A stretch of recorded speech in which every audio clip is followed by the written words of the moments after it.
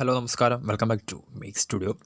ഇത്തവണ IPL ഒരുപാട് മികച്ച യുവതാരങ്ങൾ തങ്ങളുടെ അരങ്ങേറ്റ പോരാട്ടത്തിൽ തന്നെ മിന്നും പ്രകടനവുമായി ക്രിക്കറ്റ് ലോകത്ത് ചർച്ചകളിലേക്ക് നിറഞ്ഞു വന്നിട്ടുണ്ട്.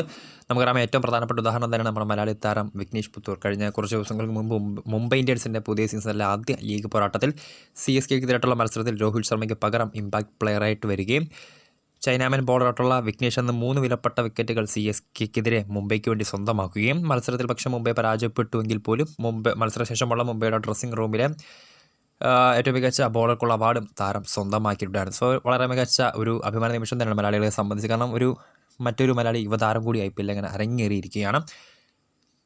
നമുക്കറിയാം, ഒരുപാട് മികച്ച താരങ്ങൾ തന്നെ തവണ തങ്ങളുടെ അരങ്ങേറ്റ പോരാട്ടങ്ങൾ തന്നെ IPLലേക്ക് ആദ്യമായി കടന്നു വരികയും തങ്ങളുടെ അരങ്ങേറ്റ മത്സരങ്ങളിൽ തന്നെ മികച്ച പ്രകടനവുമായി ക്രിക്കറ്റ് ലോകത്ത് ഒന്നടങ്കം ചർച്ചകളിലേക്ക് മുഴുകുന്നതും.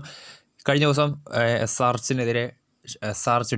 ഹൈദരാബാദ് ഡൽഹി പോരാട്ടത്തിലും ഒരു യുവതാരം തൻ അരങ്ങേറ്റ മത്സരം വളരെ ഗംഭീരമായി തന്നെ പൂർത്തീകരിച്ചിട്ടുണ്ട്.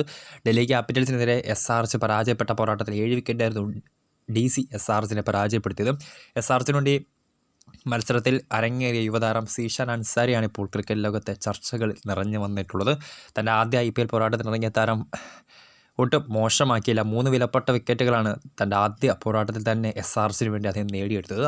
ആ 3 വിക്കറ്റുകളാട്ടെ ഡൽഹി ക്യാപിറ്റൽസിൻ്റെ ടോപ്പ് ഓർഡറിലെ 3 പ്രധാനപ്പെട്ട കുന്തമുനകളെന്ന് വിശേഷിപ്പിക്കാം. Faf du Plessis, Jake Fraser മക്കർക്കും ഫാഫ് ഡു പ്ലസിയുടെ അടക്കം 3 വമ്പന്മാരുടെ വിക്കറ്റുകൾ തന്നെ തൻ്റെ ആദ്യ IPL പോരാട്ടത്തിൽ തന്നെ അദ്ദേഹം നേടിയെടുത്തിട്ടുള്ളത്.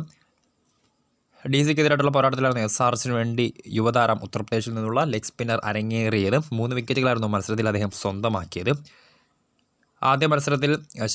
രണ്ടാം മത്സരത്തിൽ കളിച്ച സിമർജീത് സിംഗിന് പകരമാണ് അദ്ദേഹം കഴിഞ്ഞ മത്സരത്തിൽ 11ലേക്ക് സ്ഥാനം ലഭിച്ച് എത്തിയത്.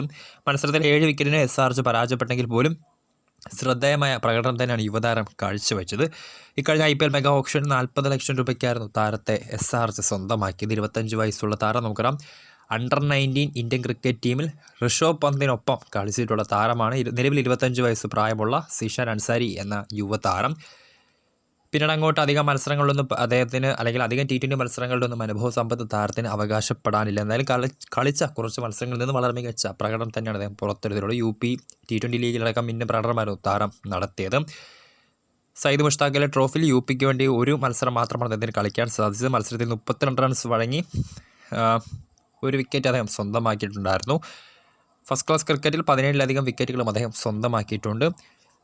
നേരത്തെ പറഞ്ഞ UPയുടെ ഉത്തർപ്രദേശ് T20 ലീഗിൽ മിന്നും പ്രകടനം തന്നെയായിരുന്നു കാഴ്ചവെച്ച അദ്ദേഹത്തെ IPLലേക്ക് SRHൻ്റെ റഡാറിലേക്ക് കൊണ്ടുവന്നത്.